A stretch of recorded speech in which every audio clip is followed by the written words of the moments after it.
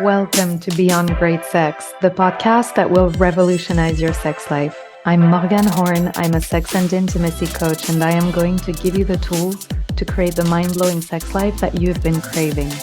When you apply the teachings from this podcast, you will drop the shame, limiting beliefs, and everything else that has been keeping you from enjoying the intimacy that you were designed to experience. Instead, you will unleash your unlimited potential, sexual and beyond. When you work with me, great sex is only the beginning. We're going beyond. Hello, lovelies. Here we are, the episode that I know so many of you were waiting for. Let's talk about menopause and sex. This is such a hot topic for me. Hot in every meaning of the word. Hot because it's about women and sex, and what's not hot about that? But also hot in the sense that it's a burning topic that we need to address, that we need to demystify, that we need to rethink completely.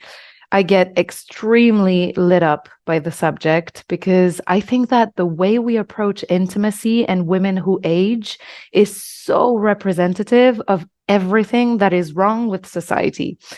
Spoiler alert, I may get overtly passionate, borderline angry, as I record this episode, but I'm also hopeful that things are evolving, and hopefully this podcast episode will play a role in opening some minds and shedding a different light on the subject.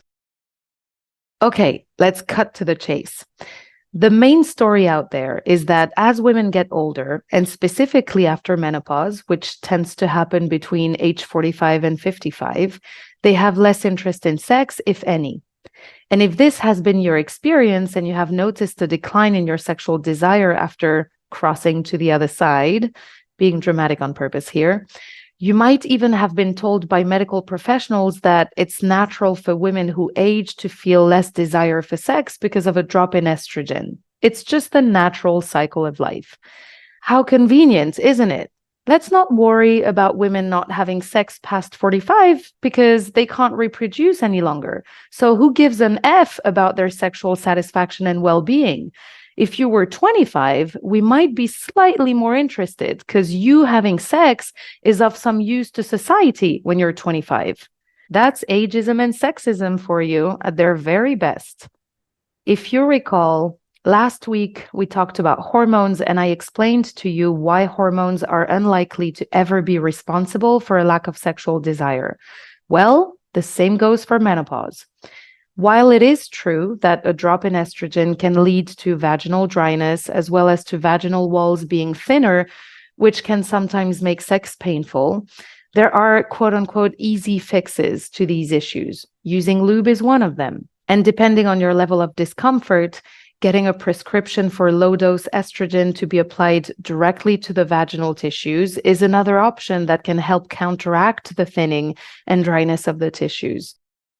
But to reduce your sex life to a drop in one hormone, honestly, let me tell you what I think really happens for women who go through menopause and why so many see their sex lives going to shit. Number one is what I'm going to call social conditioning and brainwashing. Your aging body isn't the problem. Your thoughts about your aging body are. And I talk about social conditioning and brainwashing because that's literally what it is. We are brainwashed all day with anti-aging messaging for women. Just turn on your TV and look at commercials. Anti-aging creams for women, anti-gray hair products for women, anti-loose skin workouts for women. And I could keep going on because the list is endless. We literally have an obsession with women staying young looking. Even just the term anti-aging. Why should we be so against it? It's literally a war declaration on aging. Why? Why do we fight so hard something that's most natural? Well, I'll tell you why. So companies can make money off our insecurities. Also, if we didn't spend 90% of our brain space worrying about our appearance, we'd run the risk of ruling the world. But I'm digressing here. My point is, we're socialized to believe that young equals desirable and worthy, and old equals undesirable and less worthy, not to say useless or worse, especially as it applies to women. Somehow we tend to think that men look sexier as they age. They're like wine, they get better with time. But us, we start getting comments like, you look great for your age. Look at magazine covers. We don't delete men's wrinkles or gray hair, but if you're a woman, you'd better hide any sign of aging. Look at romantic movies. Female actresses are on average 15 years younger than their male counterparts. How often do you see a romantic comedy depicting an actress above 40, let alone a sex scene?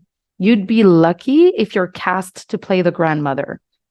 Everywhere we look, we're bombarded with the message that after a certain age, women are less desirable, and I'll even say less worthy, because a woman's worth is largely tied to her looks. According to Western social standards, of course, needless to say, it's not an opinion I personally uphold.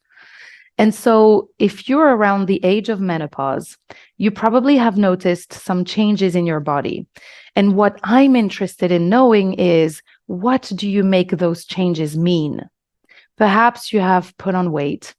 Perhaps you've noticed that your skin is looser or drier than it used to be. Perhaps you're experiencing uncomfortable symptoms like hot flashes that you didn't experience before.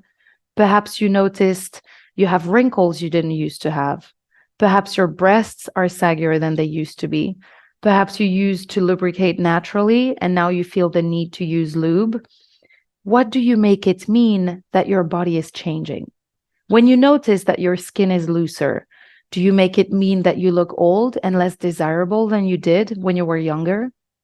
When you notice that your vagina does not lubricate as it did, do you tell yourself it's a problem that you quote unquote need to buy lube now because young and sexy bodies don't need lube?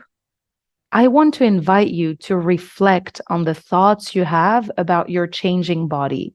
Because what is likely happening is that you are comparing your older looking body to your younger looking body and making the changes mean that you're less desirable and worthy somehow. And because women tend to tie their sex drive to how desirable they feel, when they don't feel sexy, it's like, I'm not feeling too hot. What's the point anyway? And here goes your libido down the drain. That is literally the number one killer of sex drive for women going through menopause. Their thoughts about menopause and everything else that goes along with aging. What if instead we could look at these changes as neutral and not let them carry any meaning? What if we could just observe that our body is softer and let it be just what it is, a softer body? It doesn't have to be good or bad, it just is. What if the wrinkles are just wrinkles? They are there. They don't have to be good or bad. Now, of course, you can go all positive and see them as memory lines from all the smiles and laughter you've had. You can look at the loose skin on your stomach as the beautiful memory of carrying your children. But if going all positive feels far from reach, just start with neutral and start observing your body for what it is, not for what you make it mean. There is something I find interesting also in the way we talk about menopause in English. Many refer to it as going through the change. My friend, there are a million effing changes. Our bodies constantly change. And this is true of both men and women. So why do we refer to menopause as the change, the one and only that matters, instead of looking at menopause as one in a million changes? Why do we make it such a big deal? I'll tell you why. Because of our obsession with women staying young and popping babies out of their vaginas. The minute you're no longer fertile and can no longer fulfill the purpose you came to accomplish on this earth, you're past your prime. You've crossed to the other side. You've gone through the change. That is literally what all this comes down to. And I know that some of you are going to tell me, yeah, but it's not just me who thinks that. It's all of society. Men look at me less than they used to. Men my age date younger women. My partner is less interested, and so on. So it is true. I'm less desirable. A hot sex life is no longer available to me. And there are a couple of things I want to say about that. It's true that as you age, you might notice that you get objectified less in the streets. But was that even pleasant? I mean, aren't you glad that the construction worker no longer whistles at you? And I know that this is a bit of a cliche and that we're not just talking about that kind of attention. Perhaps there used to be other kinds of attention from men that you enjoyed and no longer get as much. But my concern is that we women keep tying our worth to how men look at us and treat us. If less men look at us, that must mean we're less desirable. Well, what if that just means that we are less desirable to some men? And can't that be a good thing? Here's one more filter for you to sort them out. I mean, a man that is made for you will find you sexy as fuck at whatever age you're at. Let the immature ones be someone else's problem. Honestly, the man who's your age and is only interested in dating women who are 20 years younger is doing you a favor by staying away, because that's just tip of the iceberg. Trust me, you're the one who's not interested. The other thing I wanted to say about getting less attention from men is that it could also have to do with your energy. If you have negative thoughts about aging, that probably impacts how you show up in life, how you dress, how you walk the streets, how you interact with people. When your self-esteem is low, you don't act like the magnetic woman that you are deep down. You might be giving the impression that you're unavailable, not interested, closed off, etc. And that's true of any insecurity, whether it be age, weight, or whatever else. Start walking around with confidence that you're sexy and beautiful, and I guarantee you that you will get some attention. Now, we talked about getting attention from men generally, but I didn't address changes in the way that your partner might be perceiving you. And this is a good segue for the number 2 reason why I see women's sex lives go to ruin around menopause. And I'll call this one relationship dynamic and satisfaction. We talked about women having less to no sexual desire after menopause and how hormones, specifically a drop in estrogen, are often blamed as the cause for that lack of desire. And I told you my thoughts on that. I don't think that estrogen is the problem. There is something else, however, that nobody talks about, and that is that women in their 50s and above often also happen to have been married for 20 plus years. And in those 20 plus years, there have been a lot of disappointments, misunderstandings, disagreements, disillusions, boredom. We take each other for granted. We stop making efforts to seduce one another. We prioritize our children and careers, and we don't make time for romance and connection. At the beginning, desire is easy and effortless because we're on unknown territory, and this leaves room for the brain to imagine things and get excited. But when we've known each other for years and years, well, let's just say there's a little less room for imagination, and so it takes more work to cultivate the spark. If we don't actively prioritize romance in our relationship, it won't happen on its own. If you have been with your partner for a long time, your lack of sex drive has likely more to do with relationship satisfaction or dissatisfaction than your age. This can be true for both partners, but even more so for women. The reason being that, unlike a majority of men for whom sexual desire is spontaneous, meaning that it takes little stimuli to get them going, for a majority of women, context plays a big role. Relationship satisfaction, like we discussed, and how close and connected you feel to your partner will weigh heavily on the balance, but not only. How you feel about yourself and your desirability will also have a big impact on your libido, but also things that are outside the relationship and not necessarily directly related to sex.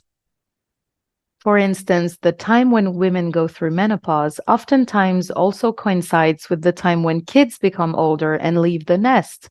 And as we know, many women build their entire lives around their families and derive their sense of purpose from caring for others. So what happens when kids leave the house and women suddenly find themselves at age 60 having no idea who they are anymore? This is the type of emotional stuff that women go through around menopause and which have an impact on their libido. So again, many factors will influence your sex drive, but your age and estrogen levels aren't one of them. In fact, many women who get divorced after going through menopause and start dating again report having a libido through the roof. New partner, unknown territory, room for imagination and excitement, going on dates, doing new things, getting compliments, feeling desired, feeling appreciated, feeling sexy. That'll do it. Also, older women who date often report having way better sex than they did when they were younger. And that's partly because they give way less fucks about how they look, what people think, whether they look too thin or too fat. They're often more confident. They know what they want and they're not afraid to ask for it. They people please way less and waste less time thinking about trivial things. They're just freer. And I must say that even with my clients, I notice that the women who tend to get the fastest results and who literally create magic in their sex lives and completely reinvent themselves are often women who are in their 50s and above. So menopause really has nothing to do with it. And if your libido is fine, but it's your partner that seems to desire you less, again, it has nothing to do with you getting older. Chances are that other things are weighing on their balance. Maybe they're going through an existential crisis of their own. Maybe you've turned them down so many times that they've stopped initiating sex. Maybe you two have not prioritized intimacy for so long that they have a hard time knowing where to start. One thing worth mentioning that I didn't point out before when I was talking about lubrication and how at menopause many women lubricate less because of hormonal changes, because we think that lubrication means arousal, which is not necessarily the case, by the way, but I won't further digress on this today. Your partner might believe that if you're not wet, you must not be very aroused. Lubrication is a great example of how our partner's perception of our sexuality can change during menopause. But that's not due to you being less desirable because you're older. It's due to a lack of sexual education. Just like if your partner has heard over and over that women after a certain age feel less sexual desire, he might be resigned to the idea that this is it, that the best sex of your lives is behind you, which isn't true. Or at least it doesn't have to be. You can have the best sex of your life after menopause, even if you've been together for donkey's years. With all that in mind, I do want to say that it is also okay not to have sex after menopause, or at any time in your life for that matter. If both you and your partner are happy and fulfilled with other forms of intimacy, who cares what the world says is quote unquote normal or expected? There are a million different ways to be intimate and happy in a relationship. You and your partner get to design the relationship that makes you happy. You make up your own rules. I just want you to know that if you do want to have better sex and you've been told that it won't happen because of menopause, that is simply not true. Now, before we conclude, I'm going to say something that some of you are not going to like. And I'm okay with that. My job is also to give you some tough love when you need it. So here we go. Is it possible that you're using menopause as a convenient excuse to justify your lack of sex drive or dissatisfying sex life altogether? I'm asking this because I know that a lot of women who struggle after menopause struggled before menopause as well. And if you've been struggling in your intimacy for a long time and haven't found solutions to your issues, menopause can be an easy way out. The brain likes to take the path of least resistance. It likes to do what's easy and efficient. And what's easy and efficient is to think the same thoughts over and over. But when we do that, we create the same results over and over because thoughts become things and what we think ends up being our reality. So if you've been telling yourself for years that sex is complicated, that you're not that into it, that you aren't sexy, that you don't know what you're doing, that your partner doesn't satisfy you, that you'd be happy to live without sex, that you're not that sexual, that is literally what you're going to observe happen in your life. Because your brain will find evidence of what it believes to be true. And before you know it, you have all this evidence that your limiting thoughts are true. And so, if you want to change how you feel about sex and how you experience intimacy, you're going to have to choose a new narrative and fight for it. I say fight for it because you're going to have to challenge what you currently believe to be true. Your brain isn't going to suddenly start thinking new thoughts because that requires effort. If you want to change your sex life, you're going to have to decide on a new narrative and fight for it until it becomes your new reality. Okay, lovelies, I think I pretty much said all I wanted to say about menopause and sex. Bottom line is, menopause doesn't have to be this big, scary word. I'm not saying that some of the symptoms aren't annoying, like hot flashes, for instance. And sometimes these symptoms will get in the way of your desire, but it is by far how we perceive menopause and quote unquote going through the change that determines our experience of it and whether or not it has a negative impact on our sexuality. Resisting change is the source of our problems, not the change itself. Menopause wouldn't be an issue if we didn't make it one. And I know it's hard to think differently when all of society seems to be broadcasting the same message, especially when medical professionals seem to agree. But it wouldn't be the first time that we see some doctors having a bias. Doctors having a fat bias and all this BMI nonsense is another great example, but that's a whole other discussion. My point is, you don't need to buy into the story that because you no longer can reproduce, it's only natural that your sex life and pleasure go out the window. It doesn't matter how many people around you seem to believe that story. Decide to choose a different narrative. Remember, the world believed the earth was flat until someone challenged that thought and proved us otherwise. All right, lovelies, that's it for today. It is December 23rd as I'm recording this, which is right on time for me to wish you all a wonderful Christmas. I hope you have a great time with your loved ones. And in the next episode, we'll talk about some really fun stuff you can do to kickstart the new year and make 2024 the year you have the best sex of your life. Okay? I'll speak to you soon. Bye. If you have loved this episode, please add a rating, write a review, and share it around to help spread the word to all the women out there who need to hear this. I am so grateful for you listening. And if you are ready to take this work deeper, book your discovery session with me at www.morganhorn.com. That is morganehorn.com.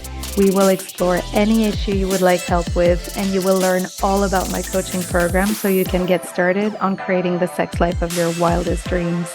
I will see you there.